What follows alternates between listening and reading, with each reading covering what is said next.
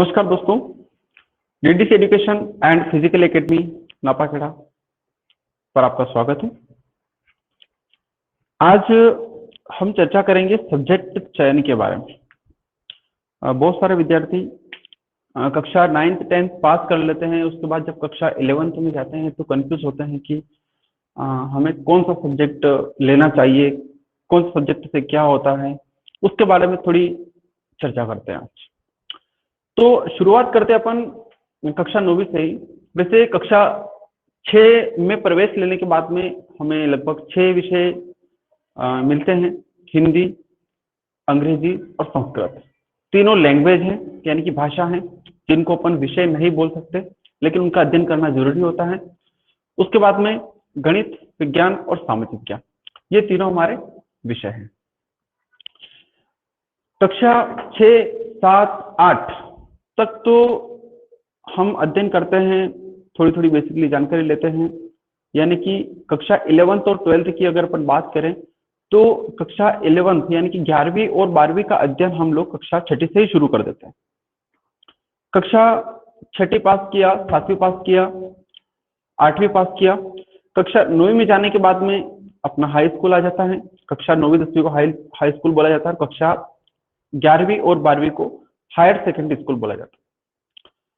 यानी कि थोड़ा बड़ा स्कूल होता है, थोड़े टीचर भी चेंजेस होते हैं, वहाँ का वातावरण चेंज होता है, बड़े बड़े लड़कों के साथ बैठना उठना होता है।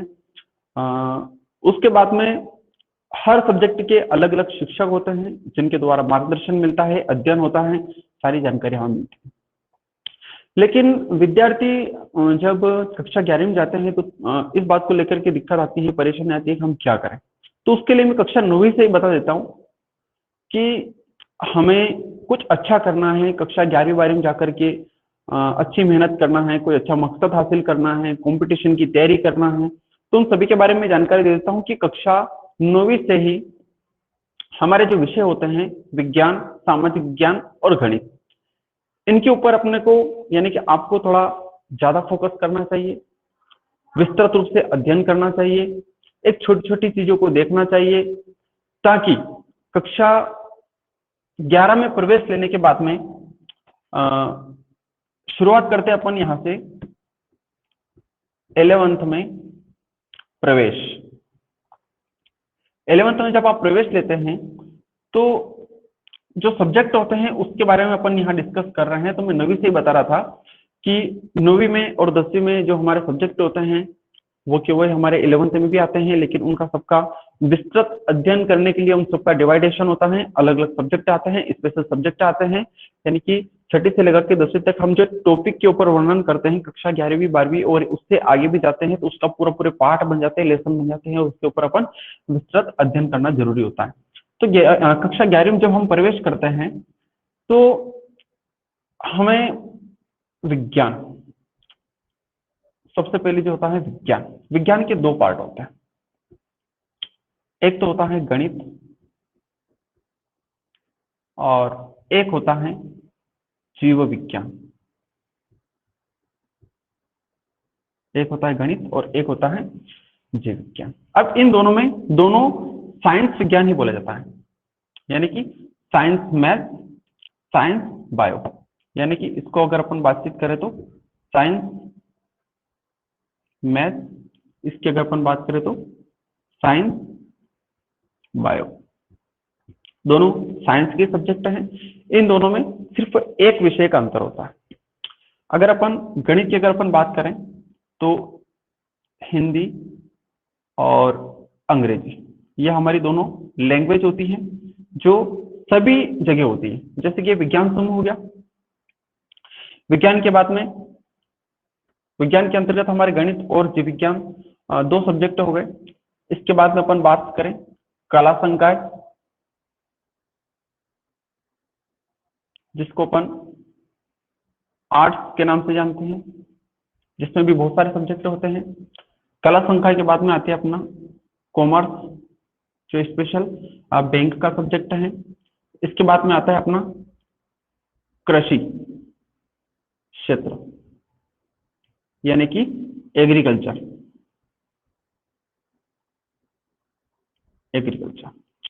ये बहुत कम स्कूल हैं, हमारे देश का अध्ययन नहीं है।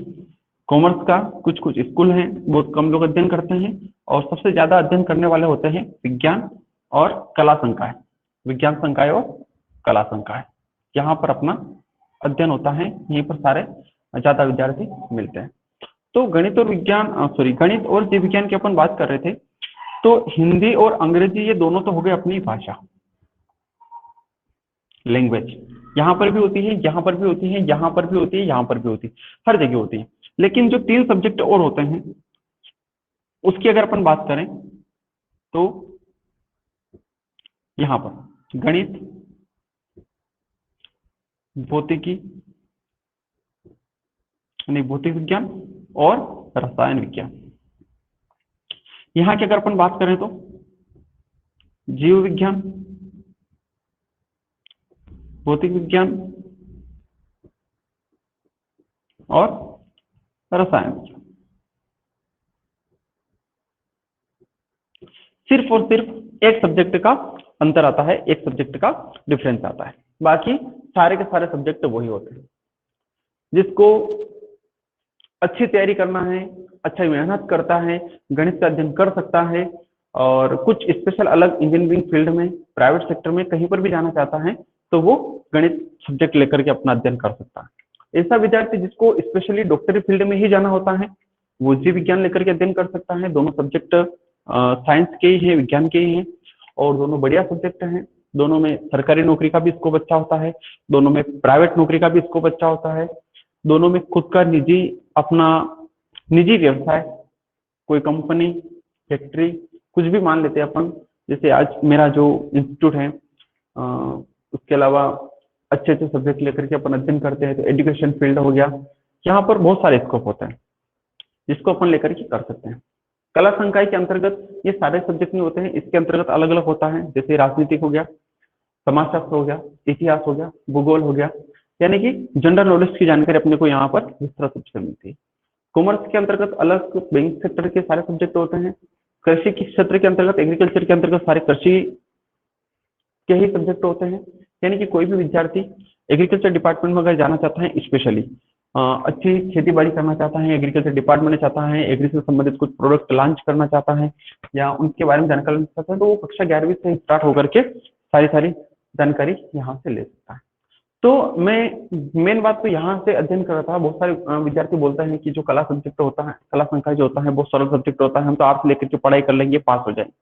अब मैं आपको बता देता हूँ कि जो सिर्फ पास होने वाले विद्यार्थी हैं उनके लिए तो मैं ज्यादा कुछ नहीं करना चाहूंगा, क्योंकि पास तो एक बहुत नॉर्मल बात है, आसानी से आप पास हो सकते हैं। लेकिन जब आप किसी विषय को लेकर के अध्ययन कर रहे हो तो आपको सीखना जरूरी होता है। अपनी एकेडमी, अपना कोचिंग सेंटर, यहाँ का भी यही लक्ष्य है कि जो विद्यार्थी सिर्फ पास होने के लिए आते हैं वो 15-20 क्वेश्चन कहीं से भी एडजस्ट करके याद कर सकते हैं और पास हो सकते हैं। कोई ज्यादा बड़ी बात नहीं है। 20-25 तो ऑब्जेक्टिव आते हैं, वहां से भी पास हो सकते हैं। प्रैक्टिकल नंबर मिल रहे हैं, वहां से भी पास हो सकते हैं। तो पास होना कोई ज्यादा बड़ी बात नहीं है, लेकिन जो विस्तृत अध्ययन होता है उसका मेन फोकस होता है कि कुछ सीखे। अब यहाँ का अपन बात करें तो बहुत सारे विद्यार्थी बोलते हैं कि गणित, भौतिक विज्ञान, रसायन विज्ञान या जीव विज्ञान, भौतिक विज्ञान, रसायन विज्ञान बहुत कठिन सब्जेक्ट है, कैसे पढ़ेंगे, क्या करें। तो मैं आपको बता देता हूँ कि कक्षा 6ठी से ही आप लोग इनके बारे में अध्ययन करना शुरू कर दें, क्योंकि जब हमारे पास में 6ठी से लगा कि 10वीं तक के जो विषय होते हैं वो होते हैं विज्ञान, गणित, सामाजिक विज्ञान, ये विषय होते हैं।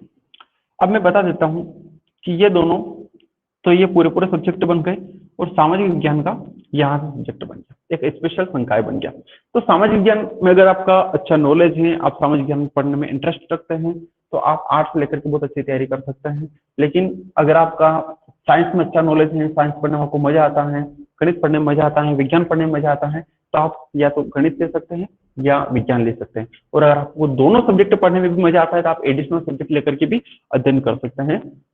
दोनों सब्जेक्ट लेकर के आप अध्ययन कर सकते हैं, पूरी तरह से उपलब्ध है, कर सकते हैं। तो मैं बता देता हूं कि गणित, विज्ञान, गणित, भौतिकी और रसायन, और यहाँ पर जीव विज्ञान, भौतिक विज्ञान और रसायन विज्ञान का अध्ययन आपको यहीं से शुरू कर देना चाहिए। आपने देखा होगा थोड़ा थोड़ा बहुत जहाज कक्षा 9वीं में है, 10वीं में है, 11वीं में है या 12वीं में है या कॉलेज भी कर रहे हैं, थोड़ा थोड़ा याद होगा कि जब अपन विज्ञान का अध्ययन करते हैं तो विज्ञान छठी, सातवीं, आठवीं, 9वीं, 10वीं जब अध्ययन किया था तब हमें इतनी जानकारी नहीं मिलती है, बहुत सारी चीजें छूट जाती हैं, समझदार भी नहीं होते हैं। लेकिन जब आप कक्षा 11th में जाते हैं, 11वीं में जाते हैं, तो ये विज्ञान और गणित का ही विस्तृत रूप आगे पढ़ने को मिलता है। यहाँ से सामाजिक विज्ञान का विस्तृत रूप ही अपने को कला संकाय में पढ़ने को मिलता है।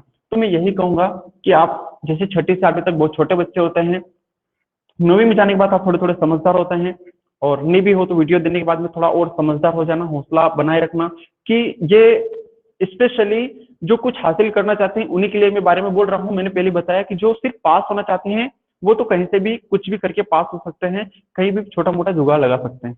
लेकिन अगर अपन बात करें, अगर आप कुछ सीखना चाहते हैं तो आप यहाँ पर आकर के डिफिकल्टी में न फंसे, यहाँ पर आकर के मुसीबत में न फंसे, इसके लिए मैं यहीं से आपको बता रहा हूँ।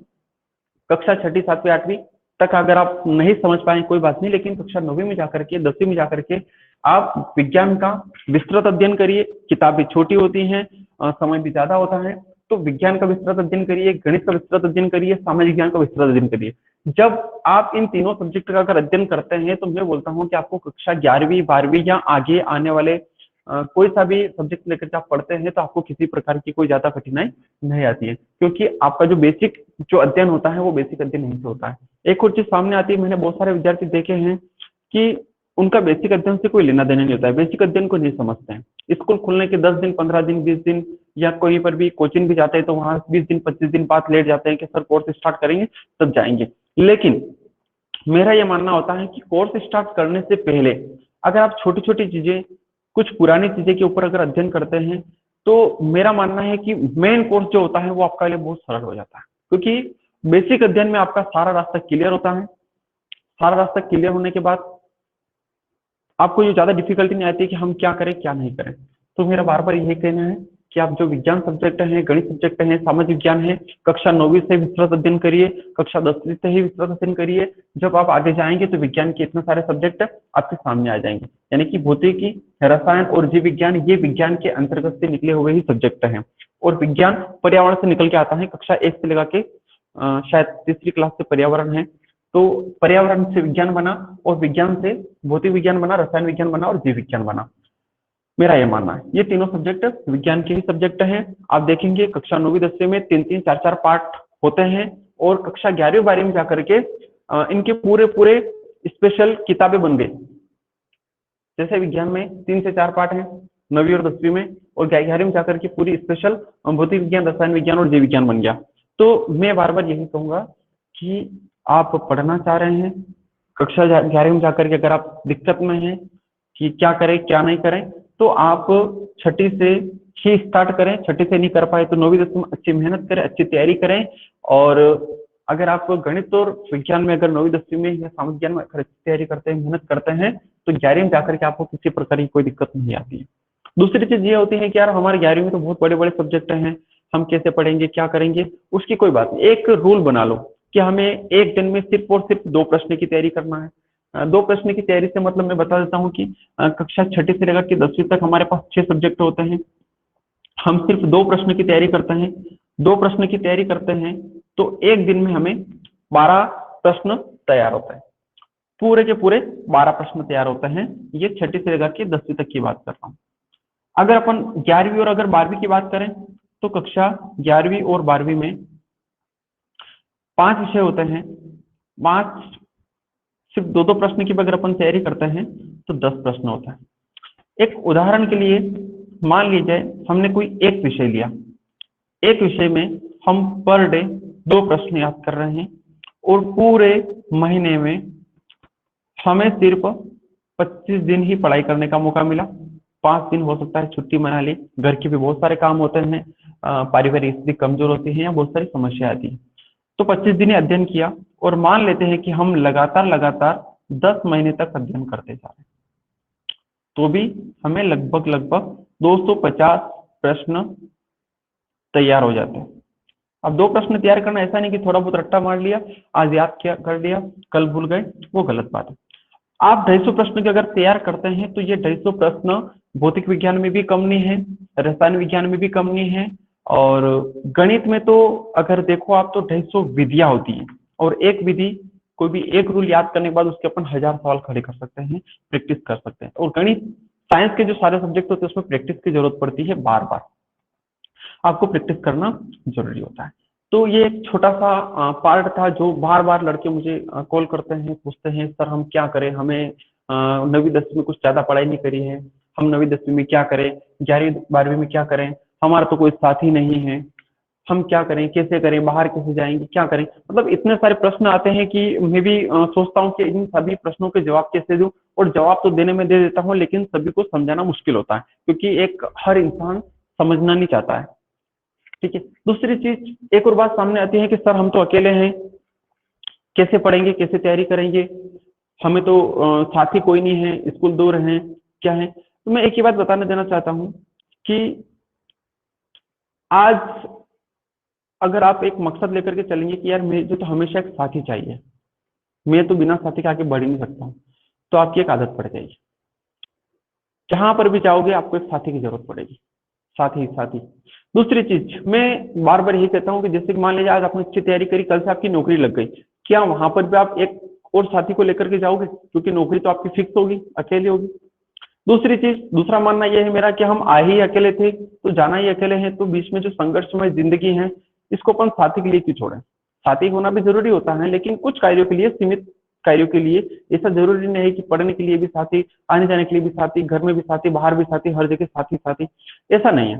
तो अगर आप अकेले ही मेहनत करना अगर सीख जाओगे, अकेले ही अगर आपकी प्रैक्टिस हो जाएगी, अकेले कुछ नया नहीं, जैसे नए स्कूल में जा रहे तो वहां पर आपको कुछ लगेगा, यहाँ पर मैं अकेला हूँ, अकेले हूँ। 2 4 दिन रहोगे, 8 दिन रहोगे, 10 दिन रहोगे, धीरे धीरे आपकी आदत पड़ जाएगी, आना जाना आपका रूटीन हो जाएगा। और एक और मैं बात बता देता हूँ कि अपना एक रूटीन बना लो, उठने से लगा के सोना, कि 6 बजे उठना है या 5 बजे उठना है, यानी कि उठना है, चाहे बारिश हो, चाहे ठंड हो, चाहे गर्मी हो, कुछ भी हो, या कुछ भी काम मत हो, 6 बजे उठना है यानी कि उठना है। शाम को 9 बजे 10 बजे सोना है यानी कि सोना है। ये भी समय निर्धारित कर लो, हमें घर पे 2 घंटे 3 घंटे 5 घंटे कार्य करना है, या अगर कोई पार्ट टाइम अगर जॉब भी करता है, छोटी मोटी नौकरी भी करता है, उसका सबका एक लिमिट एरिया बना लो। मुझे आधा घंटा टीवी देखना है, 1 घंटा खेलना है, आधा घंटा मोबाइल चलाना है, आधे घंटे दोस्तों से बात करना है, ये करना वो करना। मतलब सारा अगर आप एक टारगेट बना करके चलेंगे तो मेरा मानना है कि बहुत अच्छे से अच्छी तैयारी कर पाएंगे। बहुत सारे विद्यार्थी देखे हैं कि सारे सब्जेक्ट लेकर के बैठते हैं, 1 घंटा सभी सब्जेक्ट को पढ़ लेते हैं और सब याद भी हो जाता है उनको, और दूसरे दिन वापस भूल जाते हैं, यानी कि आगे आगे पाठ, पीछे पीछे सपाट। तो मेरा मानना है कि ऐसा नहीं होना चाहिए। जो एक रूल बताया मैंने कि मात्र आप 2 2 क्वेश्चन, चाहे छोटा हो चाहे बड़ा हो, ऐसा नहीं कि सिर्फ छोटे छोटे याद कर लिए, बड़े बड़े को छोड़ दिए। छोटा हो या बड़ा हो, सिर्फ 2 2 प्रश्न की अगर आप तैयारी करते हैं तो साल भर में एक किताब से, एक सब्जेक्ट से आप 250 प्रश्न की तैयारी करते हैं, और 250 प्रश्न मेरे हिसाब से कम नहीं है। बहुत सारे सब्जेक्ट हैं, बहुत सारे प्रश्न हैं, 250 प्रश्न याद करेंगे आप और भी ज्यादा याद कर सकते हैं। तो ये एक कक्षा 9वीं से लेकर के 12वीं तक की छोटी सी जो बार बार सभी लोग मुझे कॉल करते हैं सर क्या करें क्या करें, तो उसके लिए मैंने आपको बताया है। इसमें भी हो सकता है बताने में कोई कमी रही है तो माफी चाहता हूँ, लेकिन ज्यादातर नॉर्मल अपने ग्रामीण क्षेत्रों में किसी को मार्गदर्शन नहीं मिलता है, तो यही सारी बातें सामने आती है। और ज्यादातर लोग आर्ट्स लेकर के पढ़ाई कर लेते हैं, कंफ्यूज हो जाते हैं, फिर बाद में 12वीं करने के बाद बोलते हैं कि सर मैंने तो आर्ट्स ले लिया, मुझे तो साइंस लेना था। तो सब्जेक्ट सभी बढ़िया होते हैं और सभी कठिन होते हैं, मेरा तो एक ही मानना है। अगर आप अध्ययन करेंगे तो सारे सब्जेक्ट सरल हैं, और अगर आप अध्ययन नहीं करेंगे तो सारे सब्जेक्ट कठिन हैं। ठीक है दोस्तों, तो ये छोटी सी जानकारी मैंने आपको दी है। इससे अगर आपको और अधिक जानकारी चाहिए तो आप एकेडमी पर आ सकते हैं, मैं अभी यहीं पर हूँ, कॉल भी कर सकते हैं, व्हाट्सएप भी कर सकते हैं, मेरे नंबर लगभग सभी के पास हैं, 8226047583। ये मेरा रेगुलर नंबर है। कॉलिंग भी इसी से होता है, व्हाट्सएप भी इसी से होता है। दूसरी चीज बता देना चाहता हूँ कि मैंने जो इस बार ऑनलाइन क्लासों का जो संचालन किया है, ये सिर्फ और सिर्फ दूर स्थित विद्यार्थियों के लिए किया है, न कि पास स्थित विद्यार्थियों के लिए। क्योंकि दूर स्थित विद्यार्थी यहाँ पर आने में असमर्थ होते हैं, बहुत सारी दुविधाएं होती हैं, तो ये ऑनलाइन क्लास उनके लिए संचालित किया है। नेटवर्क की भी बहुत बड़ी दिक्कत आती है कभी कभी, तो कोई वीडियो अगर छूट जाता है तो वो यूट्यूब चैनल पर जाकर के संपर्क कर सकता है, वहां पर दे सकता है, रिवीजन कर सकता है। और जो विद्यार्थी एकेडमी पर आकर के पढ़ाई कर सकता है, वो कैसे भी करके यहीं पर आकर के पढ़ाई करें, ताकि उसकी पढ़ाई बहुत अच्छे तरीके से हो सके। ठीक है दोस्तों, धन्यवाद।